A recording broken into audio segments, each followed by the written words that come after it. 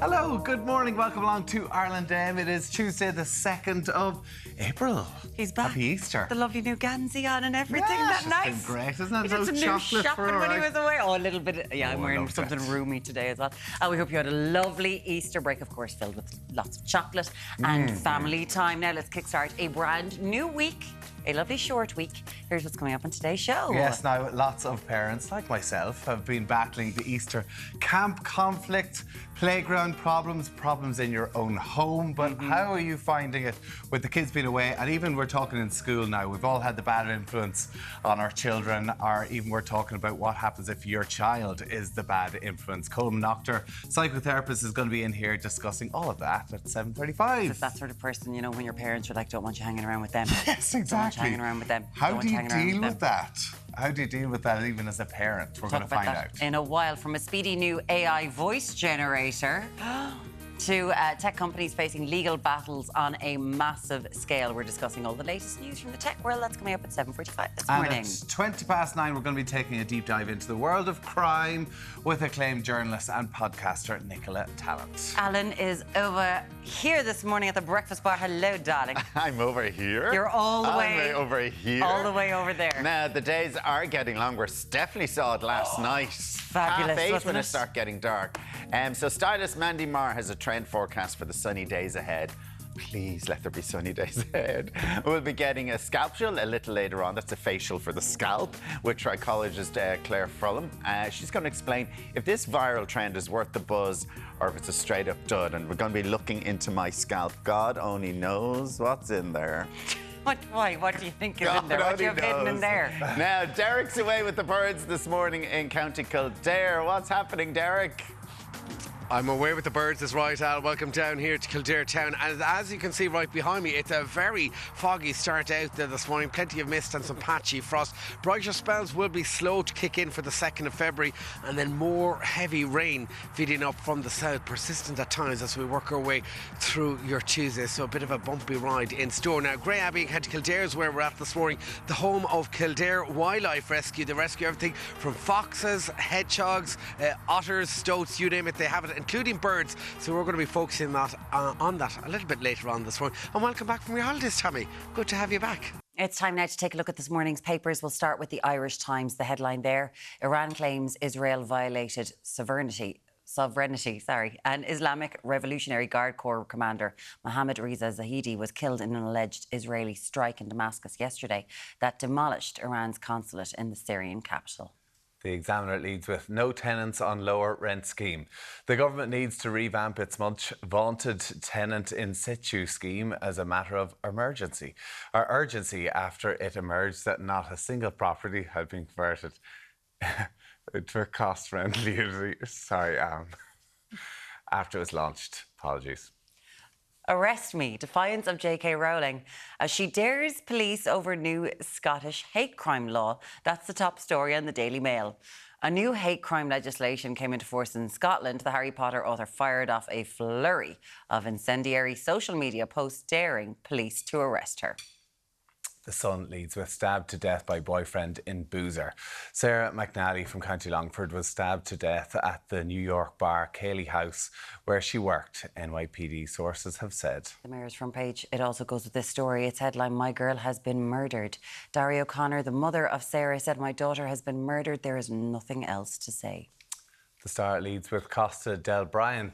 Gangland killer Brian Tosser Meehan enjoys regular days out of prison for coffee. The Star can reveal Meehan, the only man convicted of the murder of Veronica Guerin, is being treated to half days out of jail for trips to Starbucks and Costa. The Herald's front page: attack suspects caught on CCTV. Detectives have secured good quality CCTV footage in an effort to identify 4 suspects involved in a violent attack in West Dublin over the weekend.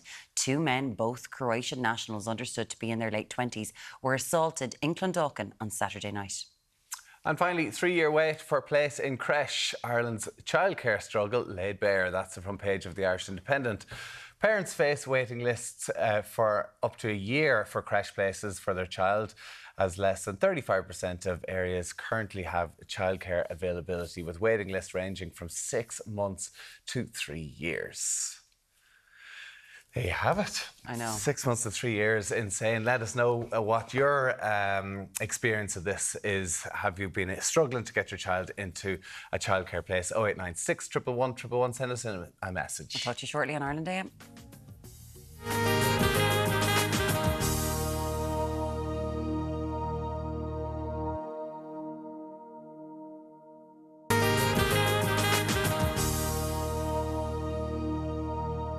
Good morning, you're very welcome back. Now, news just in this morning. Several foreign aid workers have been killed in an apparent airstrike in Gaza overnight. Here to discuss this and everything else this morning is political editor for the Business Post, Daniel Murray. Hello, Daniel. Hey, Daniel. Good Thanks morning. for joining us. We're starting with this terrible news, and it's that 7 people have been confirmed dead, aid workers in Palestine.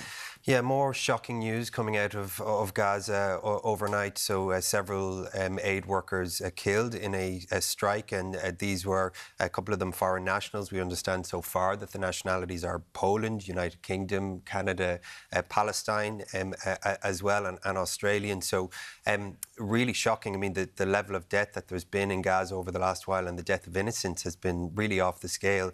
But there is something about aid workers going in to provide aid and going in voluntarily that is really quite frightening. So last night there were calls from opposition politicians here in Ireland for the Palestinian or for the Israeli ambassador to be expelled. Calls that have been ongoing for a while. So already the politics of this taking off. But yes, more frightening news out of Gaza. They were over there working for the World Central Kitchen, providing aid over there. There is rumours potentially that there could be an Irish person involved in that, but we don't know what the current situation. World Central Kitchen have just issued a statement themselves, the CEO, Erin Gore, and she did say that the nationalities that are Australia, Poland, United Kingdom, a dual citizen of the US and Canada and Palestine. That's been confirmed so far. Yes, overnight there was a number again of those opposition politicians sharing reports that there might have been an Irish foreign aid national involved. That hasn't been able to be confirmed this morning. Those other nationalities being confirmed. If there was any kind of Irish citizen involved, it would become a very big story here, of course, but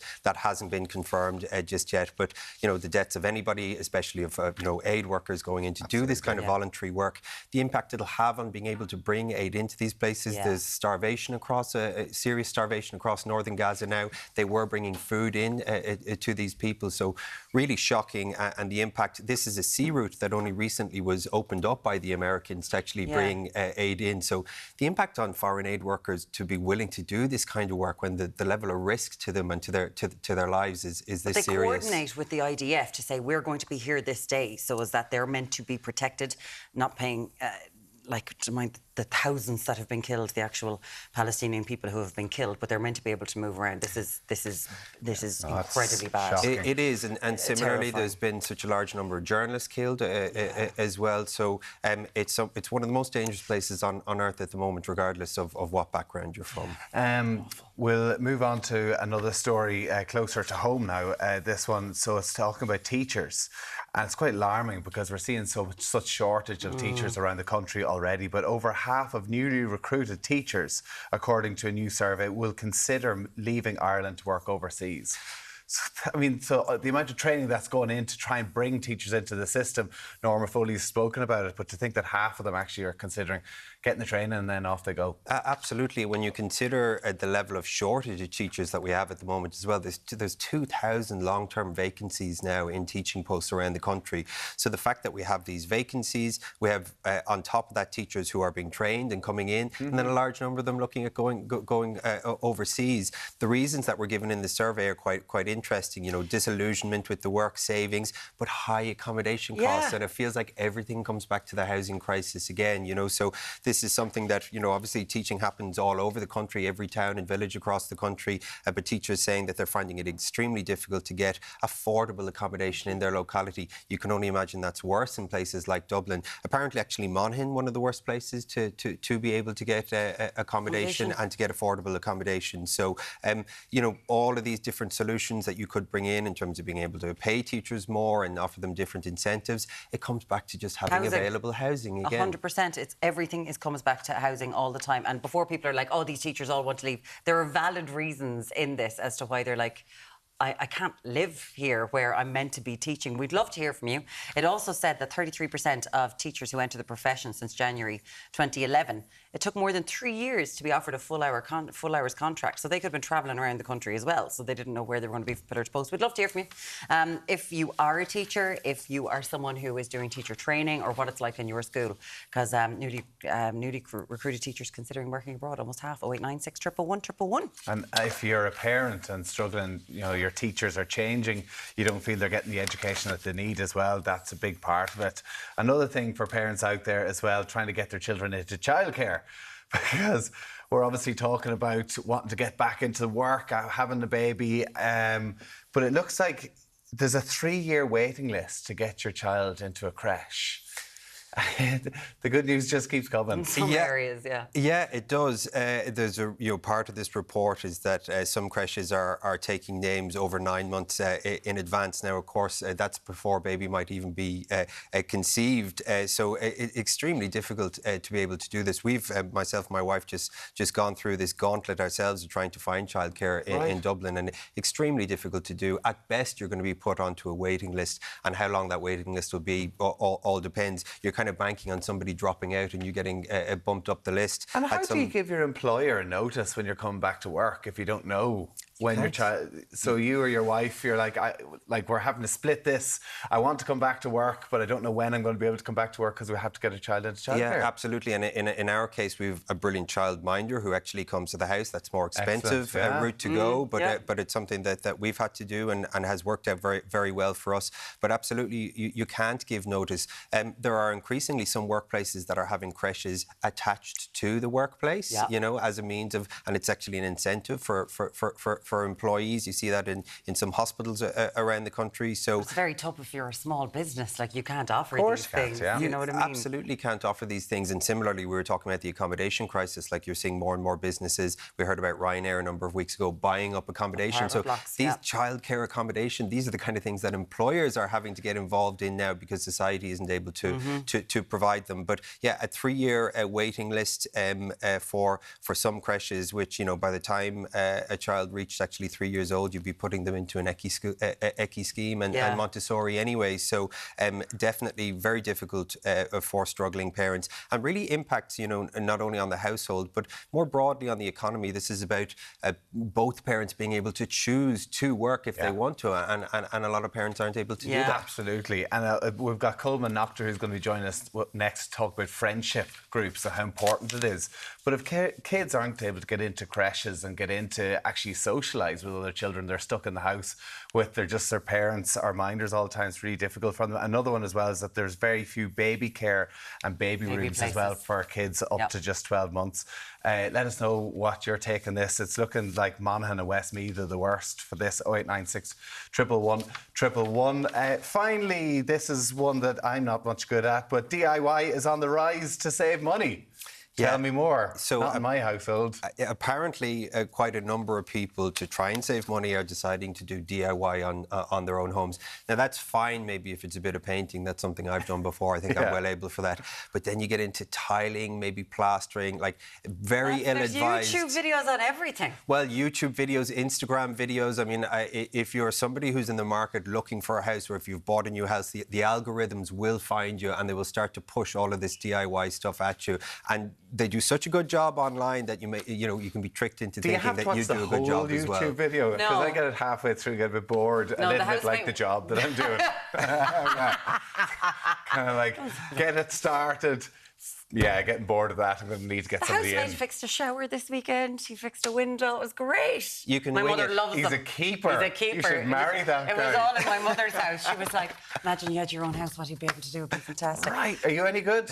No good. No. I can do a bit of painting. That's it. My wife would be the DIY one, so I leave it to her. Any pictures of DIY disasters? Something that you tried at home that just didn't work out, or maybe something that did? 0896 111 111. Let's get this guy up and running with the DIY. If your partner's any good or not. Daniel Murray with the Business Post. Great to have you with us. Thank you for that, Daniel. Cheers. Get in touch. Now, coming up next, as Tommy mentioned, psychologist Coleman Noctor is tackling playground problems. And our digital dynamo, Elaine Burke, is going to be has tech news making the headlines.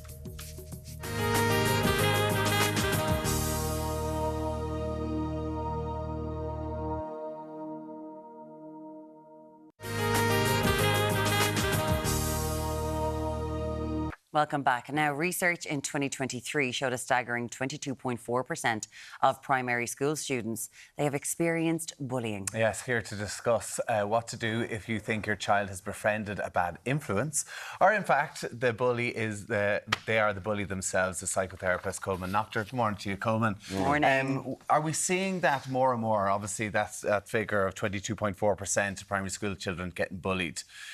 Is bullying on the rise at the moment?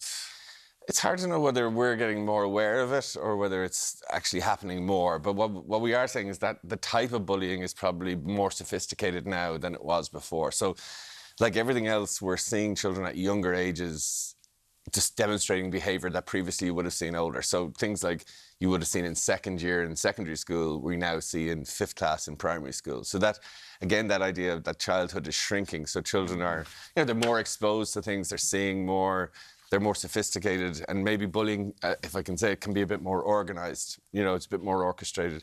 For me, exclusion is the biggest issue that we have at the moment. Children being excluded by powerful members of a peer group who are saying, we're going to leave Tommy out, or we're not going to talk to Tommy, or whatever it is. And that can have a devastating effect on a child's self-esteem and self-worth. And that's pretty common, unfortunately. I was chatting to my nieces with this over the weekend, and like Snapchat is like the snap maps where you can see all your friends are. So you can see that maybe it's orchestrated, a group of them decided to meet up, and you can see they're all there together, and you're looking at it going, I'm on my own. Or WhatsApp groups. So it's not just all about on the playground, it's on phones and everything else now. Yeah, the vehicles for exclusion are much, much more now than they ever were before, because now you can set up these kind of subgroups of, there's a bigger group and then there's a smaller group and there's splinter groups and all that sort of stuff. But the idea of, again, it can be, you have that instigator, that powerful person. Maybe we were talking about the kind of bad influence, or somebody that can be, they're very influential youngsters, and they're usually quite assertive, quite capable, quite competitive, but they can bring a group of other young people into it. So there's an orchestrated, if you talk to Muireann, then you become the target. So lots of children then are getting along with, being a bystander or an accomplice in the exclusion for fear of becoming the target themselves. Talking to friends with children, nowadays it feels like bullying is ridiculously widespread. Whereas I suppose when we were younger, there were definitely children who were bullied, but it didn't seem like everyone was involved. Whereas now it's like everyone has experience, someone has been excluded all the time. Are we seeing it more? Like when you're looking at figures like this, is it just something that's becoming more and more prevalent? I think it is. I mean, I think we're constantly chasing our tails when it comes to managing bullying. If bullying was an easy fix, we would have managed it by now. But it's just changing so much. So if you have a group, a sixth class Snapchat group, it's not just the 2 or 3 people will witness it. As Tommy says, there'll be screenshots, there'll be things if you say something to somebody else, there's almost evidence for that. So it creates so much political dynamics. And again, you might think that's synonymous with girls. It happens with boys groups as well. But is it more gender-based? Because I hear it all the time, my God, girls are the worst. Oh, this is happening with my girl. Is it, like, have girls just gotten really bad? Girls are traditionally better or more prolific communicators, so you'll see more problems within their group because they probably communicate more. Okay. But yeah, I mean, boys bullying traditionally is kind of a bit more physical and name calling, whereas within girls' group it can be a bit more, or as I say, organised, orchestrated, and a little bit more. It's much harder to get on top of as someone who's observing it, because oftentimes the evidence isn't there. You can't make a child play with another child, especially as they get older and into teen years. So that becomes even more difficult. As a parent, if you see a child is a bad influence and you kind of think, right, they're not somebody I want my child to be hanging around with, can you do that as a parent if they're in the same class, if they're in the same street or the same area?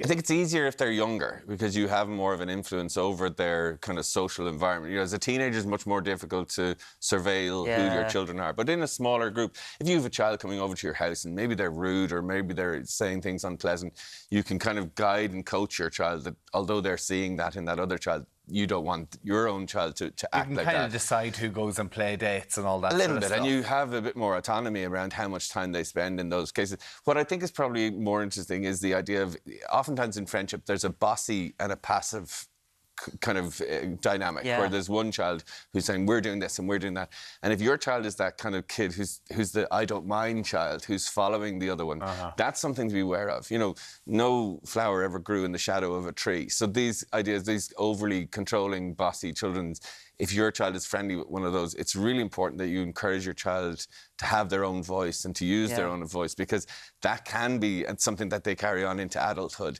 And if you're the parent of the bossy child, it's really important that you work on that and take ownership and say, you know, you need to share out who's playing here. You need to be less commanding and demanding and dominating in this relationship. Well, let's talk about that parent, right? I know you don't want to call someone a bully, so a bad influence or whatever, right? Do parents see it? Because what I'm seeing is that it's conflict then between parents, between adults going, I'm really sorry, but your child is doing this. And then there's like, is that automatically going to create confrontation and being like, my Johnny would never do this, how dare you? Yeah, there's kind of two rules. Never tell someone how they feel and never tell them how to parent, because automatically people will get defensive and say, you're blaming me. Because we see our children as a reflection of us. So if you're saying my child is bossy, you're saying I'm not doing my job right. And almost the instinct is to say, no, they're not. I would say we need to hold a mirror up and say, actually, I need to be aware that my child may be the problem here. And again, I think if we were to tackle bullying in any way, it is the parent of the perpetrator that has influence and can make a difference in this situation. We can see our child as, oh, they're very spirited, or they're very, you know, they're popular, or they're, you know, they're confident. Sometimes that can be controlling, dominant, and unfair to other people. We need to get on top of that. Are teachers allowed to give you their opinion on it? Like, because they have to use certain phrases and words nowadays to kind of explain that they're confident, and they might not tell you yet they're the root of the problem. But can you go to your teacher to find out? I think you should be telling the teacher that if you're aware of a dynamic that your child is involved in that could be potentially difficult, say, you know, I think they're really struggling in that. But the interesting thing is some of these dominant, confident kids never come on your radar, especially in secondary school. These are the kids who are popular, they're doing the jobs, they're head of the hockey team, this sort of stuff. So they're not seeing, many teachers don't see that they're the problem area, oftentimes because these are socially sophisticated children who can manipulate and work rooms. And while they're great skills, you don't want your child to be, you know, causing harm or damage to another child in any way, shape or form. And it is our responsibility as parents to be aware that our child may indeed be the victim of that, but also that our child may be an orchestrator of it too. And someone had an issue with the captain of the hockey team, obviously, Coleman Noctor. You'll be able to see Coleman's articles in the Irish Examiner all the time. As always, psychotherapist Coleman Noctor, thank you for joining us. And thanks, Coleman. Coming up, we're talking about bullying. Imagine what happens when this comes out. AI is making it possible to clone people's voices. We're discussing with tech journalist Elaine Burke after the break.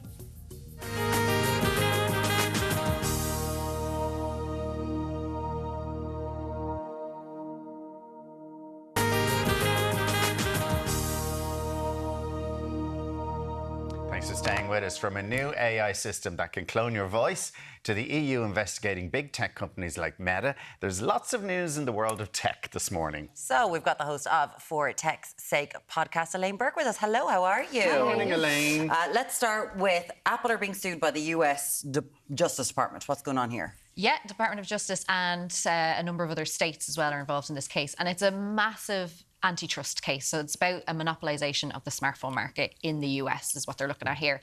And it looks broadly at 5 different categories. But the things that people might be familiar with would be things like when you have an iPhone and you want to use tap to pay, you are kind of forced to use Apple Pay, which is Apple's own version of using the NFC chip to pay. And Apple gets a cut of that payment then every time. So Apple actually profits off of forcing users to have to use that version I'm such of a dope. payment. Are they? It's like an affiliate link. Instead of your own bank thing or revenue or anything your like own that. individual payments app or something like that. Now, actually, Apple's banks already... make the cut when you were using a card. I know, but if they're forcing you to only use that on your phone. Right. Yeah, and it's something that, that's anti-competitive as well, obviously. And it's something that is actually an issue in the EU as well, this anti-competitive nature of it all. And they are actually shifting they've committed to shifting away from that already. Apps like PayPal are already looking at building up new systems that will be compatible on iPhone. Another thing that people may be familiar with, if they use iMessage as opposed to WhatsApp to communicate with users who are on Android, if they're an iPhone user, they'll find that their messages look different. The friends who are using Android, so they come up in green bubbles. You don't see that they're typing. You don't get a read receipt. If they send you pictures or video, it may be pixelated or low quality. So your phone, because you're not using Apple's a bit crap, isn't it? Android. It does create that impression. Like people actually got really judgmental about green bubbles. It kind of happened, especially in youth culture as well. Like if you had green bubbles, you were seen as being lesser. Yeah. And that creates that idea of Apple as this premium product, which is good for Apple as a brand. But also, it actually goes against one of their strict policies around things like security and privacy, which is something that Apple really holds itself up highly on as a brand. But these messages aren't end-to-end encrypted like an iMessage system would be, or on WhatsApp, your messages are end-to-end encrypted. So it actually goes against something that Apple prides itself on. So that's one of the strongest cases. They have some weak points in this case as well, I would say. And as I mentioned, Apple has already committed to making changes in some of the areas that are being challenged under this suit. So and they've the suit will already take said a long they're doing time. it. So will it make any difference? I do think what's going to happen is they rule on it. This is going to be a long and expensive battle in court, and by the time it ends, Apple will already have moved away from some of the practices that are being challenged in this suit as it stands because of regulation that's already coming out of the EU, I would say. So what's going on here? Because the EU is investigating Apple. Yeah, Apple, Alphabet and Meta are all under investigation. Alphabet is Google. Alphabet is Google, and there's 2 investigations each for Apple and Alphabet under the Digital Markets Act. And the Digital Markets Act, again, is about competitiveness in the digital market. So 6 companies have been labelled as gatekeepers, and that means that they're platforms that other businesses need to use to access customers. So you need to build apps for iOS and for Android to, be an app developer in the digital economy. You need to, be compatible with Microsoft products to access enterprise customers, things like that. They're considered gatekeepers because of that level of market share that they have and dominance that they have. And they're investigating things like, does Apple give you enough choice as an iPhone user when you're setting up your phone on search engines and on the things that you use, your browser and things like that? So the default would be Safari for Apple products. And does Google search results prioritise its own products and services? They're looking into that as well. And what's interesting here is the Digital Markets Act. It's a fairly new legislation. So you search something. It's like something that Google is associated with. Yeah, and if you search video, you tend to get a YouTube link at the top of the list as a video suggestion, which is a platform owned by Alphabet and Google. Yeah. But is that in anti-competition rules? But see, this is arguably, YouTube is also the world's biggest video streaming platform. Well, I suppose, the results are probably on there anyway, but it is going to investigate whether Google is actively prioritising its own products and services. Smart Tube. I've started using that recently because I'm like, I can't be dealing with the ads. So I've got Smart Tube on that one there. OK, so this is happening in the EU. Again, is that going to be a long and drawn-out case? Well, what's happening here is actually interesting because Digital Markets Act is a fairly new legislation. The gatekeepers were only labelled last year. They had to submit compliance reports a month ago, and then literally, I think 2 weeks later, the EU has announced 5 investigations. And it's because this is actually centrally enforced. Instead of member states each having a body that evaluates the practices here and then that consumers have to report and complain to, the companies themselves had to submit their compliance reports and say what they're doing to be anti-competitive in this market and how they're being responsible. The EU evaluated those reports and it's taking action on investigations right away. The investigations might take over a year, but the fact that they're already happening is quite good. The last time you were on, we were saying this. The EU are very much at the forefront of this at the moment, aren't they? Yeah, they really are. They're ahead, really, aren't they? Yeah, the likes of Margaret Vestager and Thierry Breton have been really driving forces, and they really take a hard stand against this. But they try to make it so that it is about ensuring we can still have innovation in tech, but in a way that's responsible. Yes. And that is catering to users and also to other businesses as well, making sure that they can compete in these markets. Yeah, so it's anti-competitive. Okay, what's this? OpenAI said it can, the voice technology. This isn't new. This not new, is it? It's not new, actually. And really, people in Ireland would be very familiar with the capabilities of this technology because a Dublin company, Merino Software, that worked with Charlie Bird on replicating his voice when he wanted a tool for communicating with people, when they were developing that technology, they realised that the AI was developing so quickly that you could use 10 to 15 seconds of audio to replicate any voice. And they said that to me about 2 years ago. So this tech has been around for a little while, but OpenAI has released a version of their voice engine that can replicate anyone's voice with 15 seconds of audio. And like I said, that's not new, but I would say that their product is quite advanced. It can actually get quite good tonal inflections. But is this a scary thing or a new thing? Because we're sitting there going, voice actors are losing work left, right and centre if you listen to Audible. So what does it mean? Sorry, Sorry, what does it mean? So I could get you to read out a script for 15 seconds, Alan, and then I could use that audio to get you to say anything, to read an entire book. So 15 seconds, then you could literally have my voice doing a whole Exactly. book. Now, oh, wow. And saying bad things. Oh, now, of course. OpenAI has not released this to the public yet, and that's one of the things that can cause us concern here, because there's private companies that have this capability already, as I said, but they're using it for different use cases, and it's usually with clients and stuff like that. But OpenAI's tools are generally publicly available, with ChatGPT being publicly available, DALL-E, the image generator, being publicly available. So that's the big concern here. Wow. And we've already seen a case in the States where robocalls were using Joe Biden's voice to call people during the New Hampshire primaries to tell them to not go out and vote.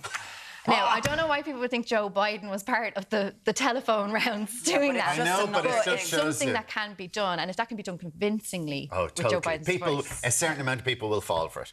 There's always a percentage of people who fall for this. Yeah, scary, as always, when I feel about technology. Pen and paper, let's go back to that. For Tech's Sake is the podcast. Elaine Burke, thank you so much for joining us. Thank we you so appreciate much.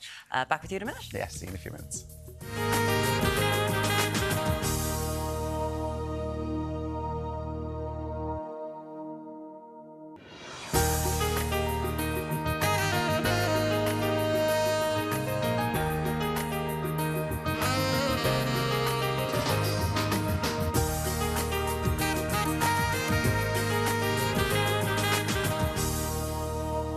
It's time now to take a look at this morning's papers. We'll start with the Irish Times, the headline there.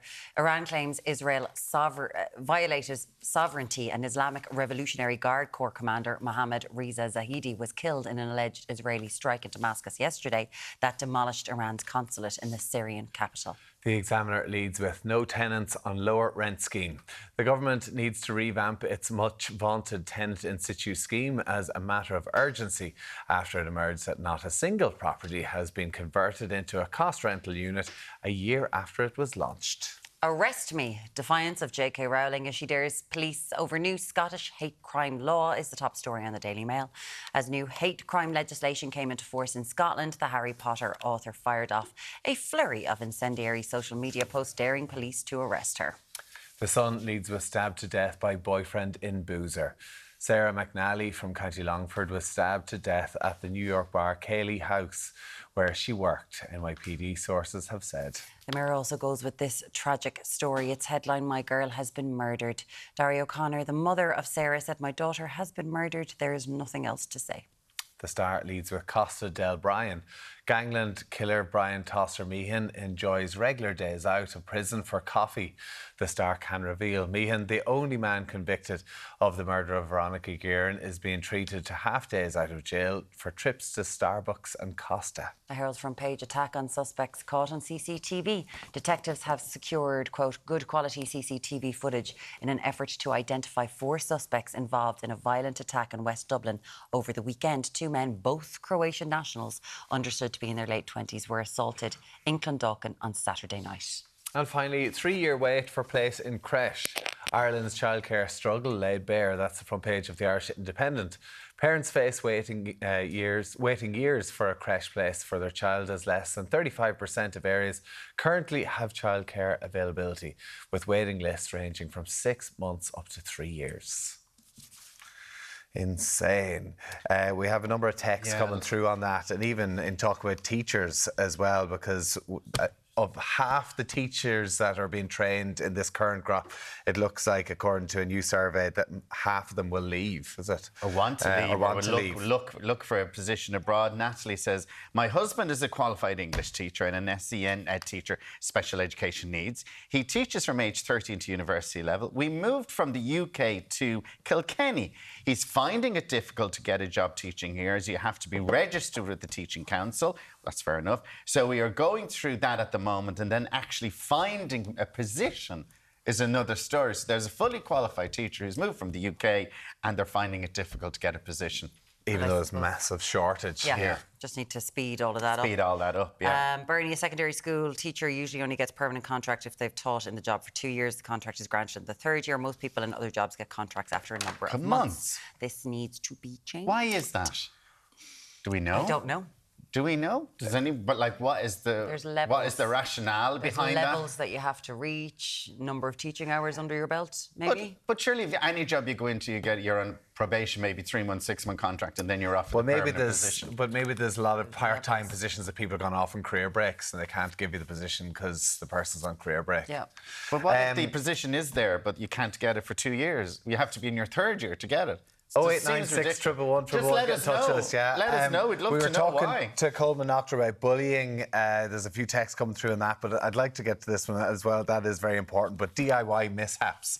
And we're talking about it's in the paper here Go today. over the bullying. I need to get to this. We need a bit of a smile on our faces at the minute. So I think over the Easter break, a fifth of people are considering doing their own home improvements to save cash. We have a brilliant text in here from Deirdre. My husband was painting the skirting board in our hallway some years ago. I asked him not to get paint on the carpet and he promised he wouldn't. Good on him. I came home from work that evening to find he'd cut a 2-inch border the whole way around the edge of the carpet. So definitely no paint on it. So he literally cut the carpet off it. So is he literally then going to put the carpet back in? Down? He's like, it's grand, but there's no paint. So did you ever hear of masking tape? I even have heard of masking tape. You can't put masking tape on the carpet, though. Of course you can. Really? Yeah. Stick it down or stick a sheet or something, isn't it? Stick it down and stick a masking tape underneath it, right at the bottom. But it's just amazing. Expert tips on simple home projects in the Sun today about regrouting tiles. Would you ever do that, Al? No. This can be a very satisfying task as regrouting can single-handedly renovate your bathroom, but on a budget. There you go. Beautiful thing to your do. Tiles. Can anyone beat Deirdre's husband cutting a 2-inch thing in the carpet? Or what's your biggest DIY disaster? We'd love it, even if you have a picture of it. Do send it in to us, 0896 111 111. Putting up shelves, door makeovers. I tell you what. Oh, see, I can't. All the things I just can't do it. All the things my wife asked me to do, but I'm just very busy. Right. After the break, we're going to meet the mum putting baby goods to good use. Baby goods? Baby goods. Baby goods. Baby goods. See you in a minute.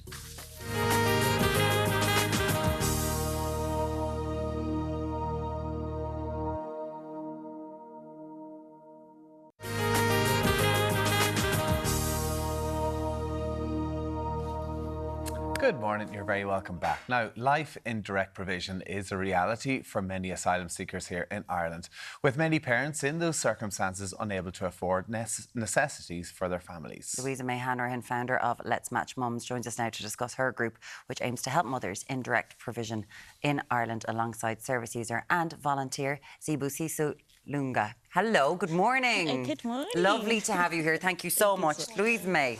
Hello. Tell us about Tinder for Mums. What is this? What did you set up? I say it's more bespoke matching, so more like Match.com. Oh, it's nicer. It's nicer. I like it. Tinder's bespoke. scary. Tinder's scary. What is it? What does it do? We match mothers that are in need of kids' goods, specifically refugee mothers who need kids' goods, with local mothers in their community who have kids' goods to pass on. So we tap into that traditional method of passing on your kids' goods from a friend to a friend, and we give refugees access to that community in Ireland. When did you start it? About 4 years ago, just during the pandemic. I was actually just doing some grassroots work with refugees in Ireland. I was doing collection points to bring kids' goods to direct provision centres. I did a collection point. I got so much kids' stuff, and I actually had mothers reach out to me for the rest of the year offering me more and more kids' goods. So I got to know refugee mothers better in the centres and realised that there is a need on both sides. You know, parents in Ireland spend on average $1,000 a month on kids' goods in Ireland.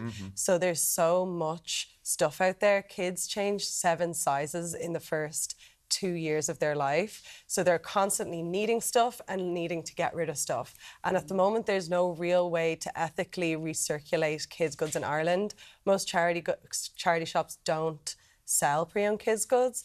So we invented a way to recirculate kids' goods and also match refugee mothers with local mums. Yeah, it's a great idea. Something, listen, as parents, we know you buy so much stuff, but then what do you do with it if you don't have family or anyone to pass it on to as well?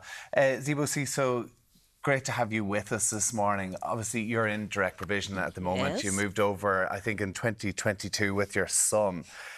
How did you find this Let's Match Mums? Or even give us your situation whenever you came over. How difficult was it for you? When I got here, it was in October 2022.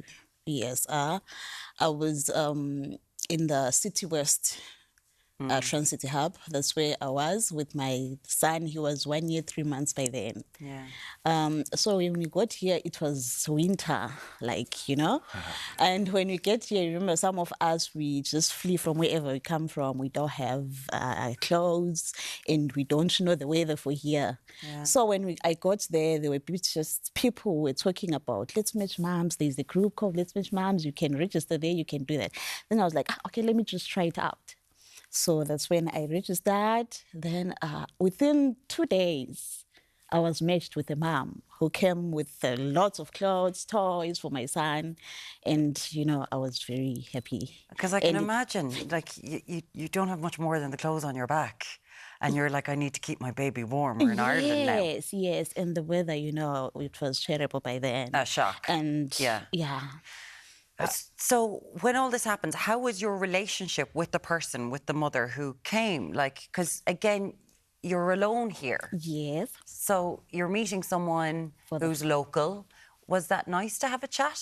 You know, sometimes when you approach someone for the first time, there is that thing of like, I don't know how she's going to do, like, you know, you don't know their reaction and everything. But when I got there, she was a very lovely and a nice lady, you know, she just welcomed me.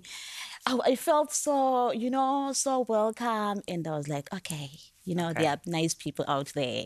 Yeah. She was very lovely and she was so welcoming and she understood everything.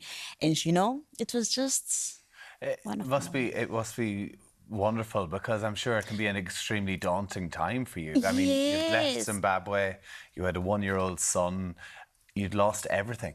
Is that right? I didn't even bring anything. I just had a small bag with me, you understand? So when somebody brings you, like, you know, you'll be just... And even dealing with the weather, I mean... And like, the weather, like back home, you know, you're not used to this. To this cold. It's a common theme as well. That a lot of the mums don't know how to dress their kids for the weather. They don't know how to even get the right, like, strollers. And it's things that you don't think of, like how to keep their baby warm, like how many layers, that kind of stuff. And I suppose that is, like, what are the... Every child is different. Yeah, you know what I mean? So I'm assuming that there are different needs that an awful lot of these mums have, Louisa May. So is it... I can imagine that there's a lot of admin and kind of going, OK, what suits what person? Well, we mostly match based on size. Size and age, right? Yeah, no, you can get rematched if your kid happens to grow a lot more quickly than you'd expect. Yeah. But mostly on size and then on distance. Most local mothers will drive about 30 minutes to an hour to their mum match. But yeah, no, it tends to be quite similar. I think that's the thing between mums. They know, like, what you're going through. If your kid's a 1-year-old, they're like, I remember. If he's 2, they're like, yeah, things are starting to heat up. Like, he's starting to run around now. So yeah, there is. I feel like we mostly match just on size, and it tends to work out. Tends to work out quite well. Has your situation improved since using the service? It has, you know, because I've met moms that have become family, that have become friends, and you know, it's just, you know, I feel at home and I feel, you know, the love. You feel welcome? Yes. Because I'm sure direct provision, like, it's not easy. It's not, like, honestly, because you can't, you know, like, the worst part of it, you can't care for your kids the way you know, like, you can't cook, you can't give them their favorite foods. So that's the challenge that you're facing, and living on the 38 or 30 euro that they get, having to get them this and that from that. So it's not easy, because most of us, we can't work. You can't work, of course. Yes, you're not able to work. Yeah. So you're an international protector. You're in that no man's land of, like, where is my status? What's happening? Absolutely, there's no visa. And I know that when it comes to direct provision, and we've had people sitting on this couch who are living in direct provision. Okay. The centres are very different around the country, Louisa May, and I know that it can be hard for people to speak out, and some people have very good situations. They're for-profit businesses. We have heard some horror stories about people who try to go in. I know one place in the south of the country, they were trying to go in and help mothers with their babies and give them something for Christmas a few years ago, and they couldn't get access, they couldn't get inside, they couldn't see what was going on. How is your dealing with the direct provision centres themselves? Because this is happening all around the country.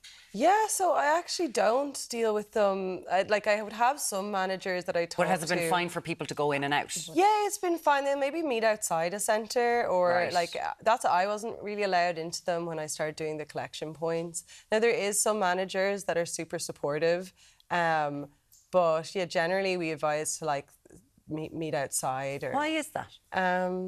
There's some stuff to do with, they say there's to do with protection for the asylum seekers, but I also think it's... Okay. Yeah. I'm sure they have to be selective who goes in to these areas. Why are they afraid of someone going in and seeing what's going on inside there, though? That's what I would be worrying. You assume that they're being checked and there's nothing wrong with you dropping something off to a mum, surely. Yeah, it's not great. Yeah. It was not easy to access them, but I think it's, we figured a workaround. Yeah, you've got a workaround, absolutely. Yeah.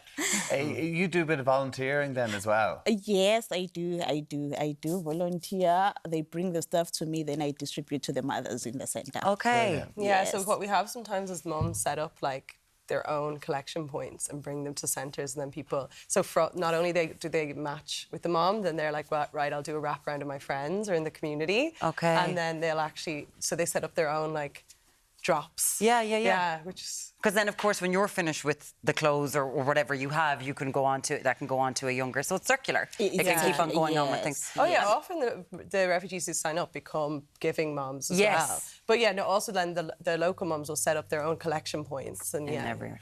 Because you can't work. It must be nice for you to be like, okay, I need to do something.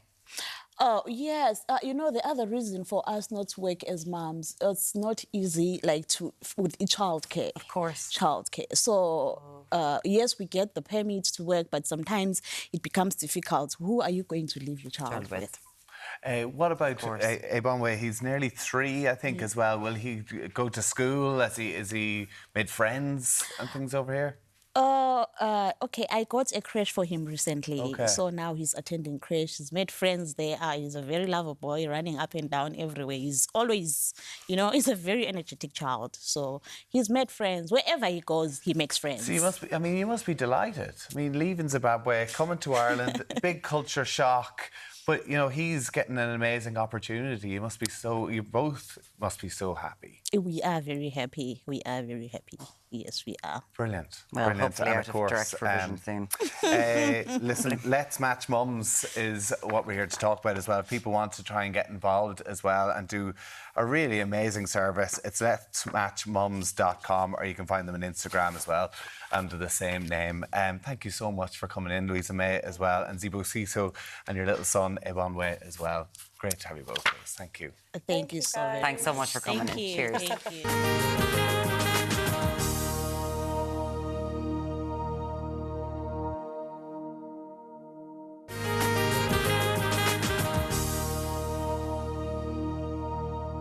Welcome back now with the weather turning and the clocks going forward. The warmer weather is just settled weather a lot on that one. Listen, nicer clothes. Yes. Not as bulky. It's going to be sunny and fabulous for the rest of the year. Joining us now to show off the looks you should be wearing in that fabulous weather is Mandy Marr. We're hoping the fingers are crossed, God, folks. we need it, don't we? We need the sun big time, Yeah. absolutely. So this morning, hopefully, I'll bring a little bit of sunshine to everyone. Got some great looks, all clothes that are literally just arriving in stores now as we speak. Lovely. Sarah's our first look today. So our first look is from Carrickdon. As we know, they're online, but they also have 43 stores nationwide. 43? Yeah, Wow. it's amazing, incredible. So starting off with this beautiful blue dress, because obviously a lot of occasions are happening now at the moment as well, between communions, confirmations and of course with weddings. And that's what I love about this beautiful dress, but also it's a great travel-friendly dress too. Okay. Because it doesn't crease. Lovely. Just literally roll it up. Roll into it the up suitcase. and away you go, and it's an absolutely perfect dress, and it looks very stylish and chic at the same time. It has a lovely V-neck lining on it, and I do always say it's a great idea, the V-necks, particularly if you're big busted. Oh, Fabulous. okay. Yeah, certainly there's room there. Now we've gone with the pleated skirt then finish on that then. We've got bag. Let's go bag. I'm just going to take a lucky dip and hopefully we can go bag. with the bag, obviously they have lots of bags to choose from, and this beautiful one in white, and they have lots of other colours available as well. They have a chain in the inside if you want to wear it across the shoulder as well, or whatever. So And I love these oversized sunglasses as well. I'm a huge fan of sunglasses. I always think they look really, really stylish, and they make an outfit look very rich looking, I think. And loving these beautiful designer-inspired sunglasses. Again, they have a variety of sunglasses available in Carrickdone too. And your jewellery today? So jewellery again, all from Carrickdone as well. Loving this beautiful, very simple neck piece and bracelet matching. Loving the link on this too. But again, like that, pieces like this, you can wear them with shirts, t-shirts, anything. And just little earrings then as well. And then same then with a little hoop earring as well. Fabulous. It's very simple but very effective. It is, isn't it? absolutely. And I just want to mention on the pleating as well, those pleats in particular really fall very well. So they're brilliant for the figure as well. Particularly if you're a bit curvier, they'll work really well too. Okay, cool. Great. Alana, how are you? So we're welcoming Alana for her first morning with us on Carrickdone. She had an early start this morning, wasn't praying for me at 4:30 this morning. But at this again, all from Carrickdone, the full look. But I'm loving this. Again, sticking with the pink. We're seeing a lot of pink coming through, and you're going to see quite a lot of it this summer. Okay. Now, are these... Don't. It's ruched. The sleeves, yeah, they are ruched. They are ruched. I'm just asking. So, I'm just asking. I'm going to teach you how to spot the ruching. We're going to have to do a class on how to spot the ruching. And they are Just great. asking. And you know, we're often with women at times, we love to be able to pop up the sleeve, but at least these can actually stay up and we're not having to put on little bands or anything on them from a styling point of view. Okay, just a little white top on clean. And then we went with a simple white top underneath then. Now, the top we did tuck it in because I really wanted to showcase the trousers this morning, but it is actually an oversized top. So if you wanted to wear it looser, you can do. Okay. Right down, yeah. Yes, absolutely, yeah. Okay. So the sailor trousers. And then with these gorgeous sailor trousers and these beautiful, loving the button detail, very, very elegant, very chic. We dressed it up this morning because of the blazer and the blouse, but of course, if you wanted to wear a t-shirt or something a little bit more casual and trainers with it, you can easily do that as well. Big tote bag. And then went with the big tote bag. We know what it's like to have the bag this time of year, and of course, putting everything but the kitchen sink into it, but a nice, simple tote bag in the navy. It is actually lovely, isn't it? Yeah, it's a lovely leather bag, Fabulous. Sunglasses. And then went with the oversized glasses. And I don't know if the camera can pick them up, but there's a slight tint of pink actually at the base of those glasses to pick up with the jacket as well when we're matching. Oh, you can sort of see it there. Yeah, they're gorgeous. Okay. And the jewellery as well. And then all the jewellery, of course, these T-bar, beautiful little earrings and a chain. Lovely, absolutely gorgeous. Thank you so much, all from Alana. Carrickdone. Fabulous. Now we're going to move on to our third look. This is Christina. And this is Christina. Now we're heading to Harper Boutique in Galway. I'm loving this. Christina said she felt like Mary Poppins in this morning, but I'm loving it. And it's very much the style we're seeing this year as well. This is stunning. Yeah, I love it. Me too. I absolutely love it as well. It has What kind of a dress do you call that? Gorgeous. Oh, Muireann, I love you. But you know the way they sort of say, oh, this is a blah blah dress. It's actually the styles of the dresses. Yeah, it's a shirt dress. Styles are very much on trend, and we're seeing them all over, and particularly designer wears. But I'm loving the little ribbon as well. Obviously, it's an optional choice if you wanted to go the ribbon or if you didn't want it. But I like it with it. I just think it makes it very pretty. I think it really sets it off. Doesn't the it? little ribbon, Yeah. the little black ribbon. I think that's going to fly out. You get so much wear out of that. And you It's will. beautiful. And again, it's keeping your figure in mind. It's brilliant for a figure point of view. If you're curvy, particularly on the hips and bum and thigh area, it'll really work brilliantly with your own figure and body shape. Is it only in that colour? And they actually have it in blue as well. Oh, right. Yeah, so it's nice, isn't it? And you literally put the little bow then with it? Yeah, you could, and you can remove the bow if you want it comes to. with it? Yeah, it comes with it. Comes with yeah, it. it actually Okay. comes with it, yeah. Okay. But loving the cherry little print as well on it. It's very slight and not overpowering. Gorgeous. That's so nice. And the earrings are your own. Oh, the I earrings. know the earrings are actually from Melissa Curry, a wonderful jewellery designer, Melissa Curry, Irish designer. But I'm loving these because they're fun, they're playful, they're funky, and they're different. They're very different. Yeah, they're nice, aren't and they? they really suit that dress. Yeah. Christina, you look fabulous. I love it on you. It's lovely. It's so good on you. Gorgeous. Gorgeous. I'll be wearing that now the next so few nice, weeks on the isn't show. it? Yeah, so cool. Absolutely, look at it's this. beautiful. Now we went for something completely different, and we're staying with Harper Boutique again in Galway. This is definitely very much a holiday vibe dress. It's again a dress, pop it into the bag, away you go. It's a little denim dress. They have them in a few colours. Yeah. It is. It's denim, and a really beautiful, soft denim as well, so it's not hard. It has pockets, which we all love, and it's just young and funky. Yeah. Yeah, beautiful. And you've really just nice. matched up these bangles Yeah, here. and then we teamed up then with these bangles. These are from Emily Jean Atelier, a wonderful jewellery and milliner in Galway, and just kept it very simple. You could wear both in one hand, but we went for one, of course, on each wrist. Something a little bit different, but what I love about the bangles as well well is that they're reversible. We have the white that you can see here, but if you want, you can take off the insert and change it to different colour, whether you want tan, whether you want purple, black, whatever. What do you mean? Actually, Sarah, if you just remove one of them, inside. Of the insert in the inside, you can actually remove it. The white. And as you can see, there's actually a lilac in the inside of this particular one. I don't know if the camera can pick it up or not. And that's it. Oh, I see what you mean. And you can put something else in. Yeah, do a bit of different colour. Or you can wear it plain, of course, as well. So it's different, very funky styles. Very funky. It's a short enough dress. It is a short dress, but Just remember as well that and Sarah is 5'10" as well, so it'll be a little bit, well, prediction like myself, I'll be a little bit longer. But it is when you're on holiday. And it is, of course it is, yeah. It's grand, always showing your So bum give when it a you're on little holidays, taster. And I'm look at Mandy's chain around her neck. I know, isn't it class? So basically they're telling me to lock me up, is that what you're saying? She's padlocking herself to a bridge in Paris later on. Looks a bit like you were somewhere for the weekend. Don't say it. Okay. Thank you. Good morning and happy summer to you all. Mandy Marr, thanks Good so morning. much. Thanks very much Looking yourselves. gorgeous. From Harper as well. Thank you very much. Thank you. Fabulous. Now, up next, Deric's having a flocking great time with some birds in Kildare. Glad I got that right. See you back here shortly on Ireland AM.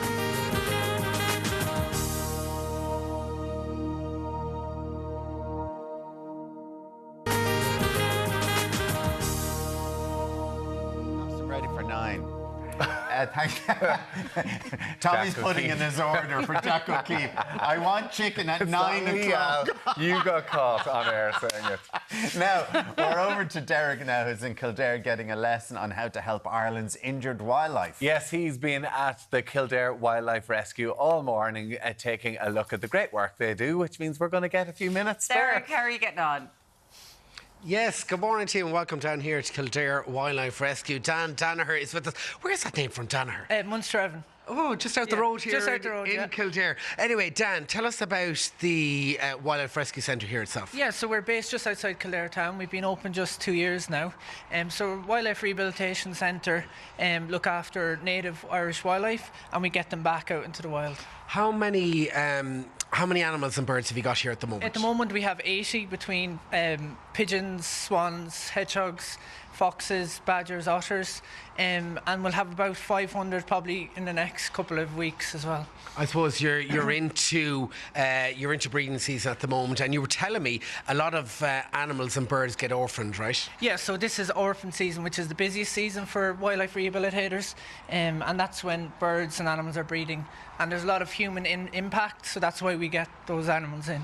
Now, there's a big focus on the 3 R's. Tell us about that. Yeah, so rescue, rehabilitate and return them back to the wild. We're not a sanctuary or a zoo, so we don't keep animals here permanently. Our main goal is to put them back out into the wild. Now, in terms of the rescue then, you do have a rescue team on the ground? Yeah, we've a fantastic team of 120 volunteers in all different roles within the organisation, and they go out, rescue, rehabilitate and then release them back. In terms of rehabilitation then, you work very closely with the veterinary practice here in Grey Abbey. Yeah, we're really in a unique position to be able to work with Grey Abbey Veterinary Hospital just beside us, and they look after all our wildlife patients here. Now, when you are releasing them then, what's involved in that? Yeah, so all our animals, as much as possible, go back to where they come from. So if they've come from Dublin, they need to go back to Dublin because that's their territory and their natural place. When you are, I suppose, a place like this wouldn't happen without the volunteers. You've a lot of volunteers here behind the scenes. Only for the volunteers, this place wouldn't be able to run, yeah. The whole organisation is run on volunteers, and we're really lucky to have them. I mean, I've met some volunteers here this morning from Canada, all the way from Ontario. Yeah, we see international volunteers. We have volunteers from Portugal, Spain, England as well. So, yeah, all over to come to make Kildare Wildlife Rescue work. Fundraising, where do you get your money from? Mainly from public and fundraising, so that's where the main amount of money comes from, but we could do it with more support to be able to keep going.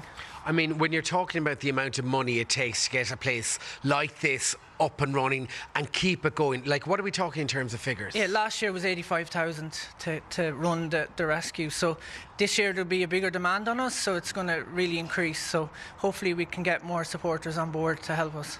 All right, well, we're going to pop in here now to the triage and treatment room, and we're going to say hello to the local veterinary Dr. Fiona Grant. Good morning to you. Morning, Deric. Fiona, tell us about your work here in the practice. Yeah, so I work in Grey Abbey Vets as a small animal vet, treating the dogs and cats and pets of Kildare.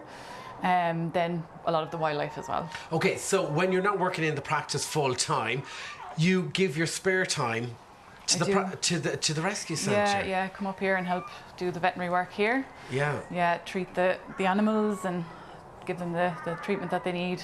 Now tell us, who have we got down here? Oh, Fiona. This is a little orphaned fox cub. She was found in a garden in Dublin. No mother, no other family around, so she was taken into care, and she's been... And you were telling me you don't really give them names because you don't want to develop that kind of personal bond with them. You just like to keep them wild, right? Exactly, like the whole purpose is for them to go back to the wild and not for us to get attached to them. So let's do an examination here this morning. What are we looking at first? So we're going to look at everything kind of head to toe. We'll have a little look at her face, have a little look at these eyes.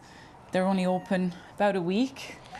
What age would this cub be now? Oh, she'd be about 3 weeks old, maybe. Okay, so what would you feed her normally, Fiona? So she was on puppy milk for the first little while. Now she's getting a mixture of puppy milk mixed with kind of weaning puppy food. And she started to take that by herself now, so she's not being bottle fed anymore. Dental health there, you were looking at her teeth, really important, right? Yeah, absolutely. They need their teeth to be nice and healthy for the wild. Catching their own food and eating their own food, and hers are developing nicely. Checking then for things like parasites, you know, they can get fleas, mites, that kind of thing, but everything looks really, really good here. So obviously a full examination. When did she start eating meat then? She started about 3 or 4 days ago, kind of eating it by herself, and we'll slowly wean her off. So she's getting a mixture of meat and milk. We'll slowly wean her off the milk to just have then the kind of the puppy meat and water. And how long would you keep the cub for then? So she'll be here until she's old enough to be released. You know, she'll turn into kind of a juvenile. We'll get lots of others at that point, so they'll all kind of go to soft release together, and then back out into the wild. Okay, and she's in very safe hands here. I believe you're up and down to Tipperary all the time. Yeah, so I'm living in Tipperary, drive up here every day. Okay, and a big shout out to Mum and Dad down in Templemore. Yeah. Hi, Mummy and Daddy. Hi, Mummy and Daddy. You have to give them a mention, of course. And you do great work here, and thank you so much for chatting to us here this morning, Fiona. Dan, before we let you go, as we mentioned, this place wouldn't happen without the volunteers. You need lots of money. Where can people find out more online? So that people can check us out on kwr.ie and all our social medias on Instagram and Facebook, Okay, and you have fundraiser days all the time as well? We do, we have fundraiser days. We have a Patreon account as well, so that's a monthly, if people subscribe for it monthly, then they can help us then continue, and that's a predictable income, and that helps us then plan for the future. All right, thank you so much to you this morning. Dan, to Fiona as well, our local vet. We'll be chasing a duck, I believe. It's a robo duck, just in a few moments' time for me and all the crew here at County Kildare. He's back in his box already, he is. Back to you in the studio. A little fox. Class. So cute. Well done. Thank you very much, Deric, and the amazing work that they're doing down in Kildare Wildlife Rescue. And of course, if you do want to get involved and help out, kwr.ie. Lots more still to come here on the final hour. Of crime journalist Nicola Tallant is going to talk podcasting, cold cases and criminals. We're getting the root of our hair problems. Yeah. I've already had a look in my scalp. Show it there. Show the top. I'm telling you. No one wants to see my real hair colour. And we'll see you for that and more after the break on Ireland AM.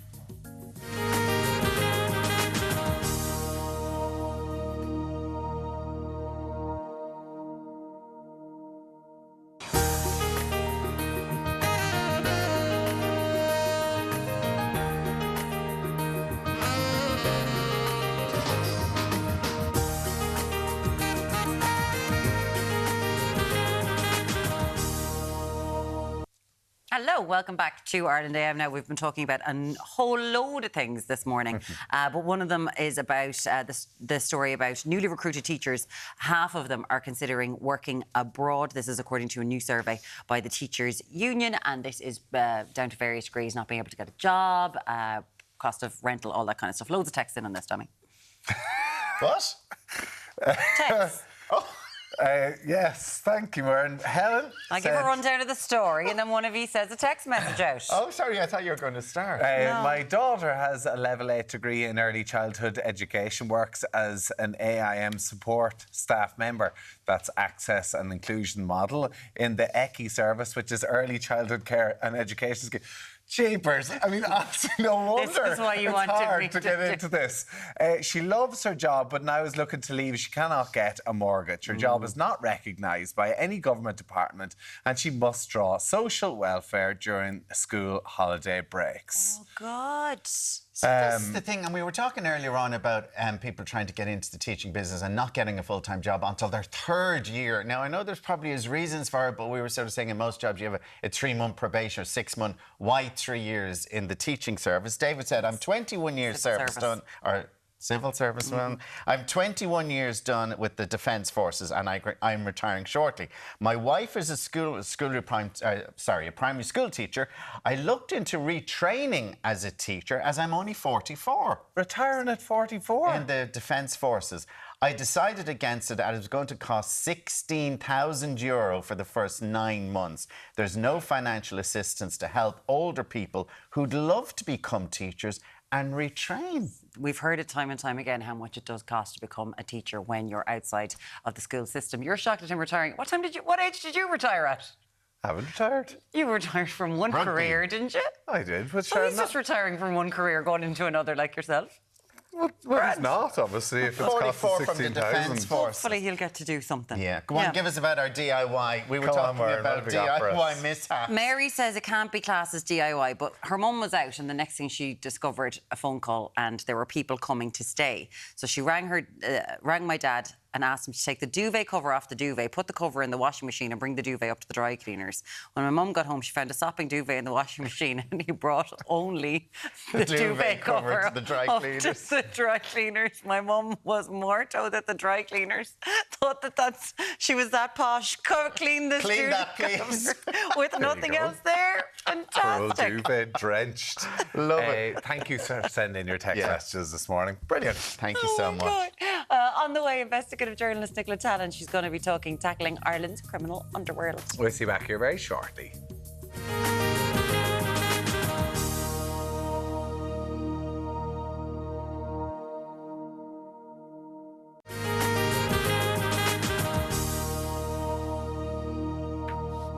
Welcome back. Our next guest is the mind behind the hugely popular podcast Crime World, which delves into the world of drugs, criminals and grisly gossip. Yes, we've got the First Lady of Crime with us this morning. It's investigative journalist Nicola Tallant. Good morning to you, Nicola. That was a secret for years, the First Lady of Crime thing. It was an in-house joke in our office.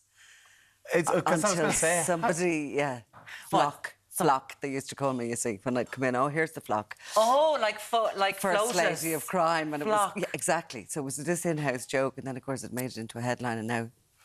You're being announced as the First Lady of Crime. It is true. I mean, because with the podcast and everything else, you are doing incredible work in highlighting. At least I'm called a lady. Well, that's true. You know what I mean? You've been called worse, I'd say. Yeah. How did it start? Let's go back because the podcast, we'll talk about that in the tour and everything else. But even actually just getting into the world that you're in at the minute, because for a lot of people, I would say it's a dangerous enough line of work. Were you scared getting into investigative journalism, or how did it come about? No, and you know what? Nobody was interested in talking about it for an awfully long time. Yeah. Actually, when you mentioned that, because I'm at it since the late 90s, early 2000s when I started work, and the first kind of big jobs I did in crime would have been the John Gilligan trials when he came back after Gieran, which were so interesting to me because it was all about the drug network, and I mean they were a very sophisticated outfit for back then, and of course they were spending because we hadn't the Criminal Assets Bureau. He'd bought the Equestrian Centre, all of that, which we know.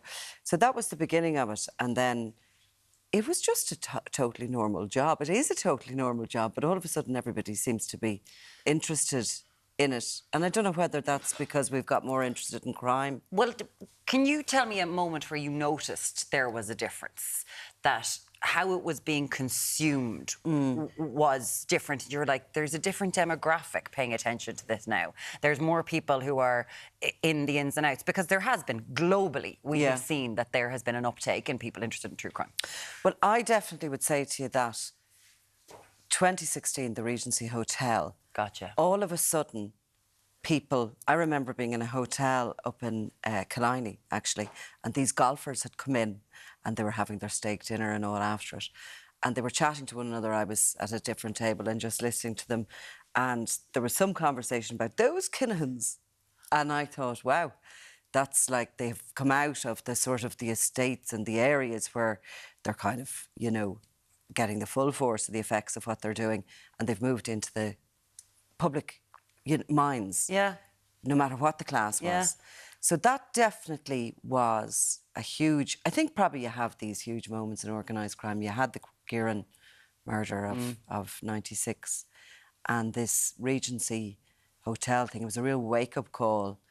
And, of course, then there was a general election, and it goes into the narrative of that and becomes a big national issue. Yeah. Is it strange that Irish gangsters, they've almost become like celebrities? In a way, that it's all people are talking about. I mean, I've been away with in-laws over in Wales, and they're listening to your podcast and other podcasts talking about Irish crime lords and not about what's going on in the UK or in other countries. What is it about Ireland and Irish crime that's become massive? Because, like, your listeners, like, it's Australia, the UAE, all over the world, people are interested in Irish crime. Don't know. I mean... Is it partly the fault of the media, partly the fault of the interest? I don't know, but we certainly end up with a few of them using the first names they've made it, when you can just say Daniel, or you can say, well, you know. Yeah. Like, is it glorifying it in a sense? I think they're so massive on the world stage that I don't think, you know, and taking the Kinahans and that boxing aspect and that celebrity aspect of them. You know what I mean? They are a worldwide But hasn't story. it always been like that? If you think, we all know the name of Bugsy Malone, Bugsy Siegel. We all know the name of Al Capone. Like, we know the name of... America. I mean, no, I get that. Ireland's a small country. Well, we have had a few like that would have, you know, Whitey Bulger was an Irish man, and he was a huge big sort of Boston gangster. But yeah, I think we did always. So there was always a sense of glamour attached to the whole world. Yeah, there was.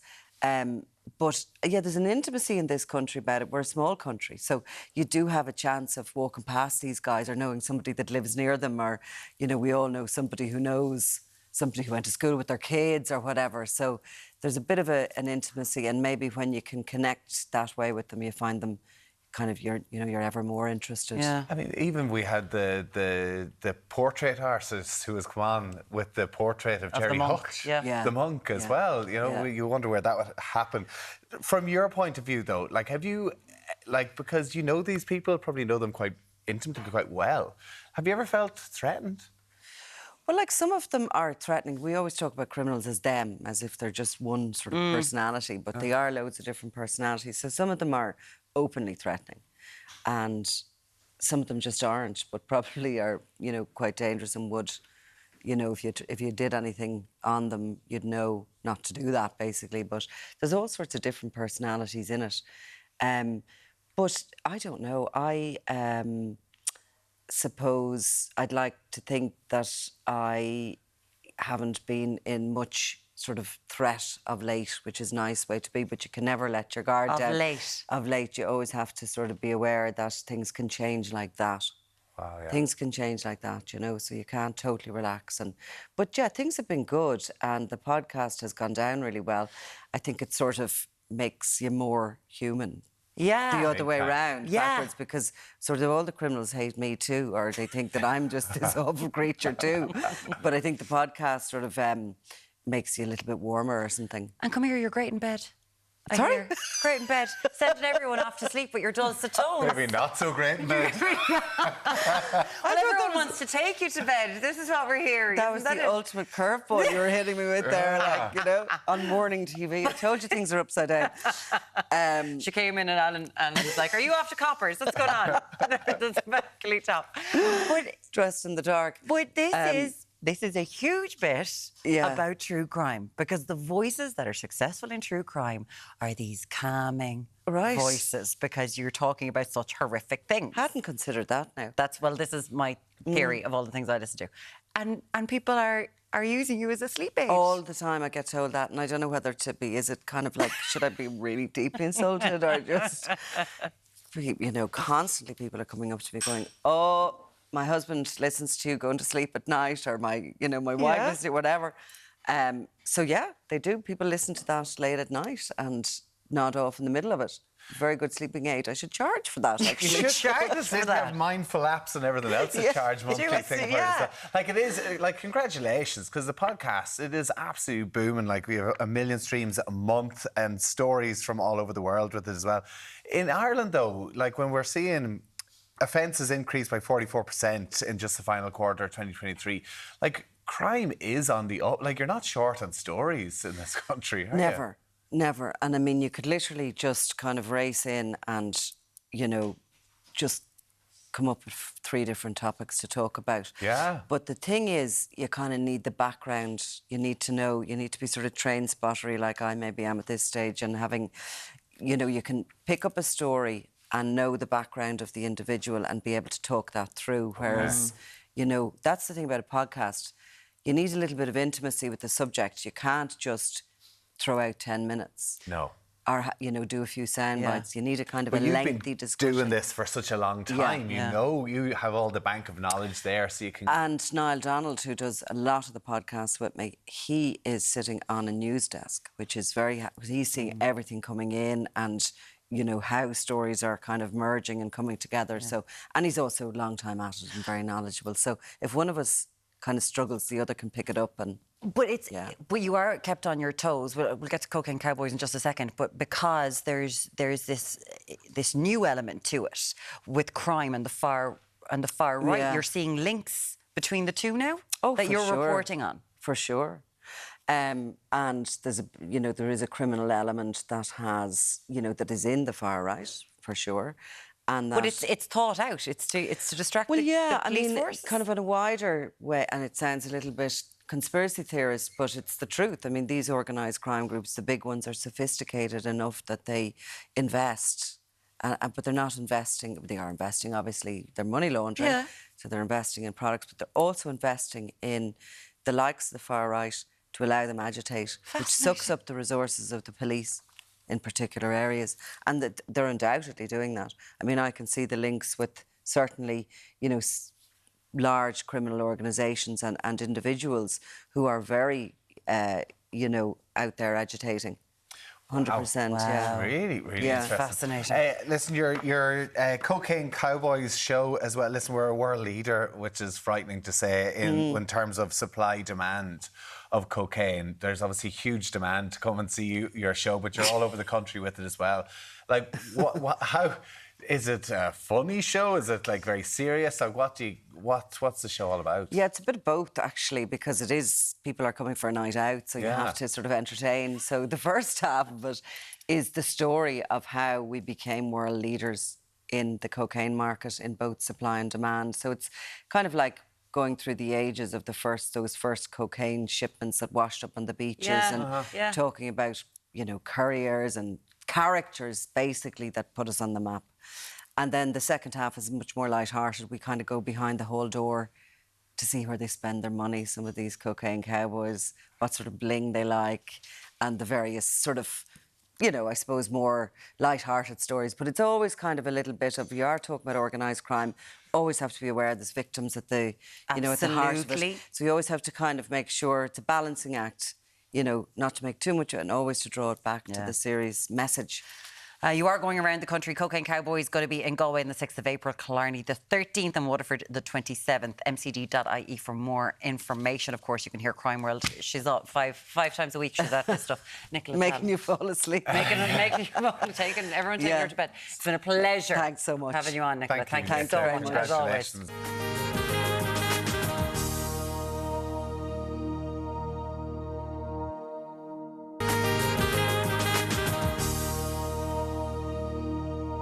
You're very welcome back. Now we've added some spice to the kitchen this morning with a one-pot wonder. And the spice himself is behind the counter, joining us now to prepare what he describes as explosive flavour bomb.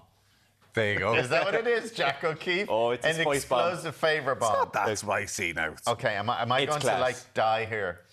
No, we'll revive you. Kiss of life Okay. will be fine.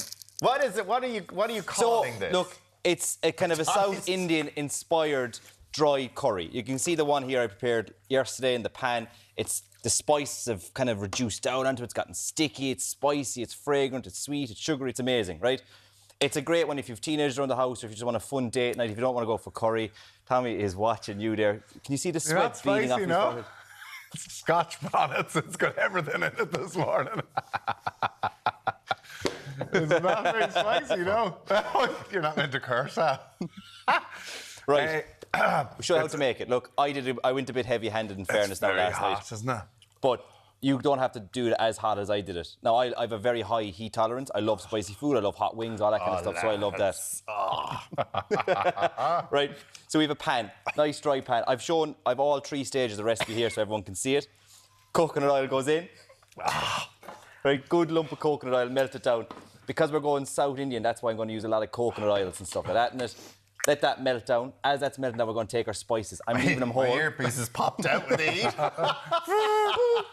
Right. Right, okay. While the coconut oil is melting. So what have you got in there now? Nice medium heat so we don't burn our spices. I have some cinnamon sticks, some curry leaves, some dried chilies. Look, if you're not into very, very hot heat, just get a normal dried chili or They're use Scotch chili bonnet flakes. chilies, Yeah, so they're like the hottest ones you can get, are they not? Pretty much, yeah, like, you know, it's handy. But, and they're dried as well. Is that true that they make them even spicier? Oh, triples or quadruples the spice level, yeah, once you dry them. Yeah, it's brilliant.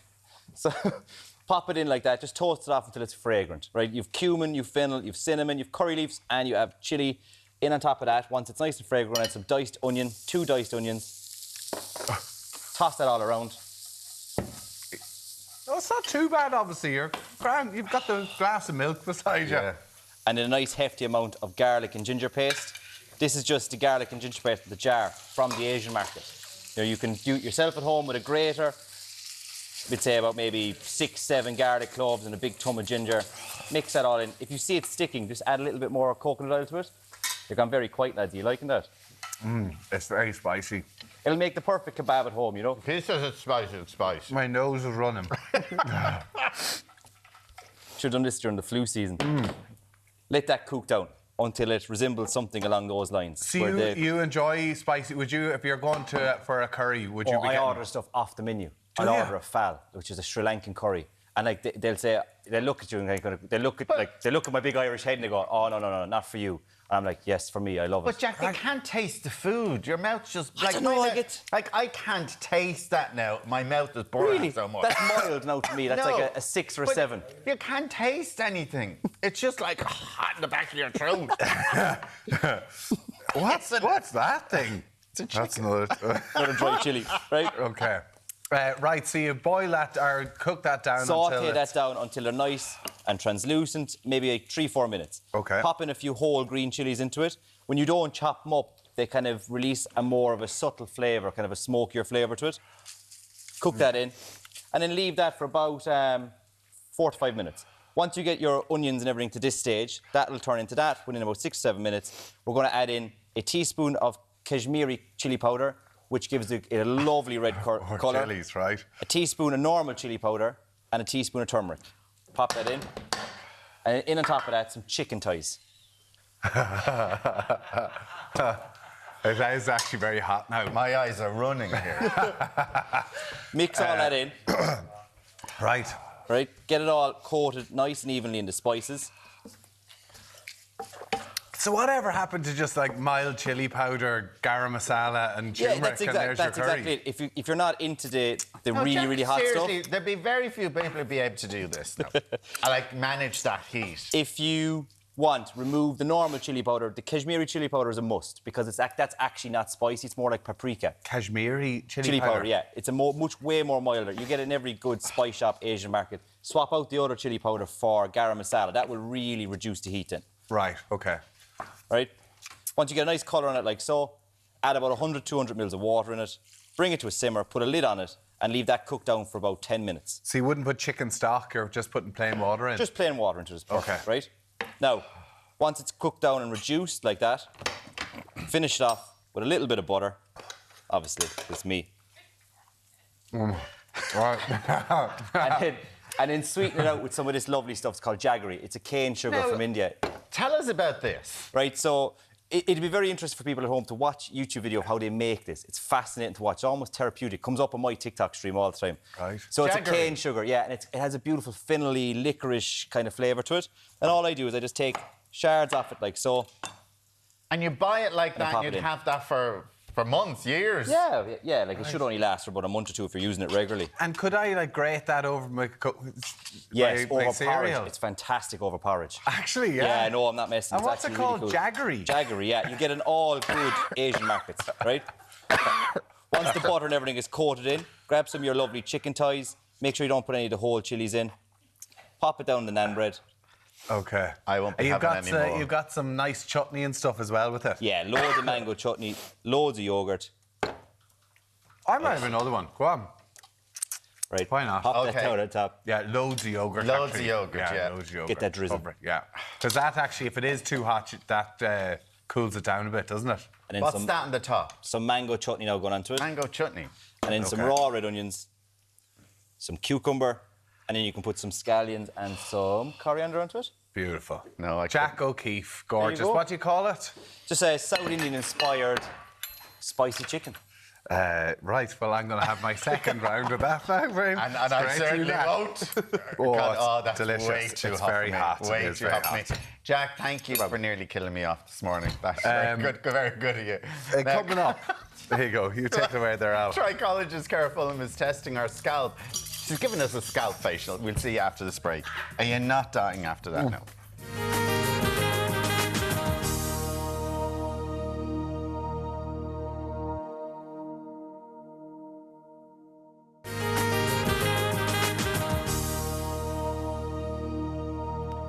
Now, are you pining? Am I blocking you there? No, we're fine. There It's you all go. about you, as you just Am said I before we came pining back you? on air. It's all about me. Am I pining? Are we all pining for luscious locks? The answer may lie in your scalp. The latest trend to tend to tresses is through something called a scalp facial, and we were joined this morning by trichologist Cara Fulham. Good morning, lovely to have Good you here. morning. How's it going? How are you? Good, thank you. So, scalp facials or scalp, there's a portmanteau for it. What exactly is a scalp facial? What does it do? It's basically a good clean, to be honest with you, you know. And a lot of people don't wash their scalps enough, or they don't wash their scalps with strong enough, like, you know, shampoos, all that kind of stuff.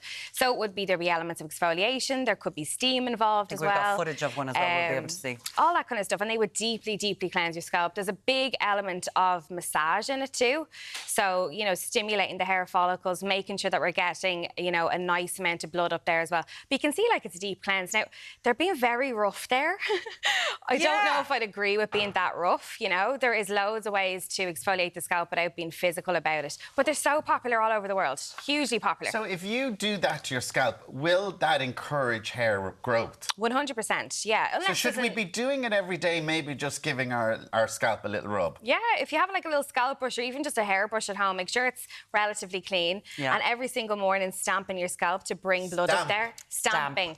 And then in the evening, if you did it again, that would be brilliant. That'd be a really good place to start.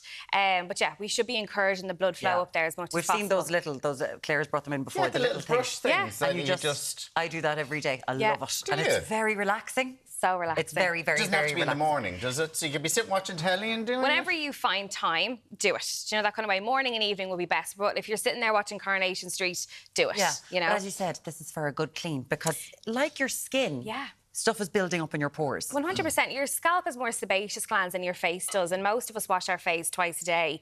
But a lot of people wouldn't wash their scalp twice a day, not let alone once a day, you know? So you have to kind of remove that build-up in order to grow strong hair, particularly the older we get. If we have challenges with hair growth as well, we should be washing our scalp. So scalp facials are all about a deep cleanse. You can go to a salon again. They're not as popular in Ireland, but you can do some of it at home as well. Okay, Now, right. what's this that you have in your Come hand? on, I think you get to sit down. Sit down Take a load here now. What is it first? Like, can people buy these? Yeah, So it's a little microscope. A lot of salons around Ireland would have them, you know. So you can look at it. If you can see here beside me, you can look and see my skin there. So you can get these. So you can get these easily enough, yeah. So we're going to look at Alan's scalp. Okay. So we're going to start with the back of Alan's scalp here, right? So you can see there beside us, right, that there this is going to be on. We're going to see this. This is all here. This is it here. Now, bear in mind that Alan's just after having a very spicy curry, right? So his scalp is quite red. What? Did that have an effect? No, that have an effect already. No. Already, because your body, your temperature of your body's after going up now, to that kind of way. So absolutely you would see that. But also... But like we checked it earlier on and it was quite red as well. Is that literally sun damage or is that, what is that? You said stress to me. Well, it's inflammation. So inflammation is caused by stress. It can be caused by diet. There's loads of reasons for inflammation as well. So my scalp is inflamed at the moment. Inflamed. And most people's are. You know, a scalp you should look at and it should be quite white and transparent. But yours, Alan, is quite inflamed a little bit. But you can see the follicles are healthy. There's not much build up in Alan's scalp because I asked him earlier on, he washes his hair every day, you see. Every day. So his scalp is nice and clean. Is that too much? No. Or is that good? No, that's good. Okay, no, that's good, you know. Same way as you'd brush your teeth twice a day, you'd wash your face twice a day. Now, it doesn't suit all scalps or hair types, but you should keep it nice and clean, But you see the way the hair follicles are very far apart. They should be more dense, shouldn't they? They should be more dense. And I'd say, Alan, if I caught you now a couple of years ago, they'd be a little bit denser. And every year that goes by, that's what happens, you know? It just kind of gets finer and thinner and all that kind of stuff. Men and women. Men and women, 100%, yeah. Can I ask you one thing then? Here, am I going getting my... I know, I'm like, go on, get your If people have red scalps like that, is that through sun damage, stress? What can I do to get rid of that if people have a red scalp like that? So you're going to look for ingredients with anti-inflammatory, like anti-inflammatory properties within your shampoos, within your scalp serums, within your exfoliators to try and reduce that level of inflammation on the scalp. So like a mask or something I could put on my head? You could, yeah. What would be... So an exfoliator, look for an exfoliator with anti-inflammatory ingredients within that. So that will really soothe the scalp. And then you're going to use a shampoo with anti-inflammatory ingredients in it as well.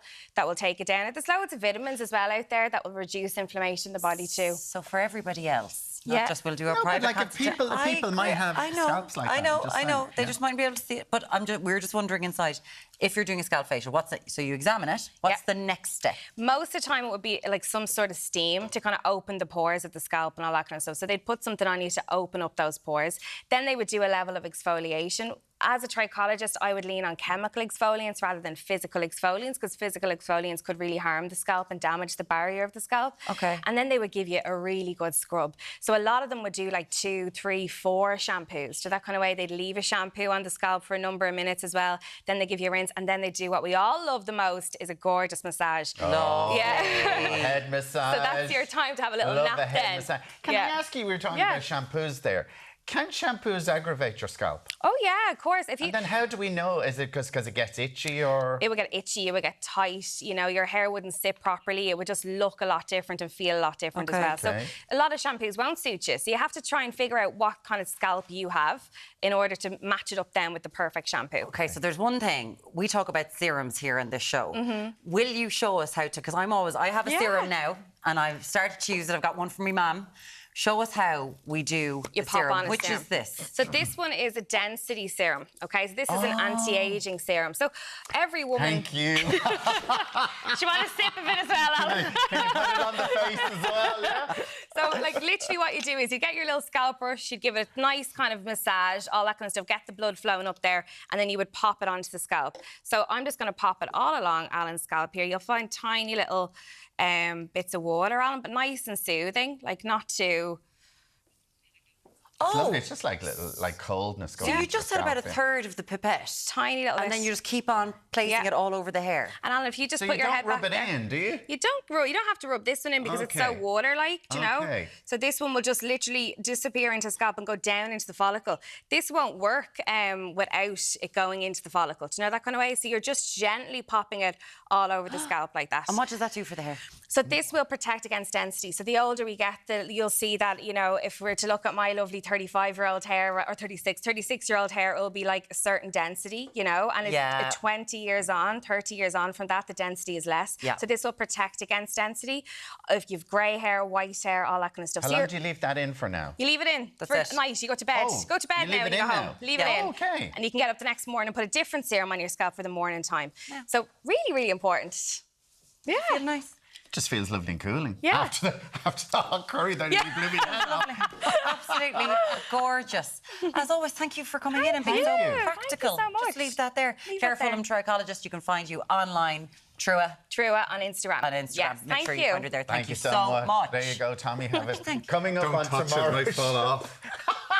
We meet the Galway adventurer who took on one of the world's toughest races. Our resident scientist, Phil Smith, is keeping the children entertained over the Easter break. Love it when Phil is in. And Deric is getting a paddling as he learns about the growing sport. Paddle. I love it. Love it. Yeah. That's all coming up on tomorrows show. We will see you then. Have a great day. Thank you. It's great. He says all right.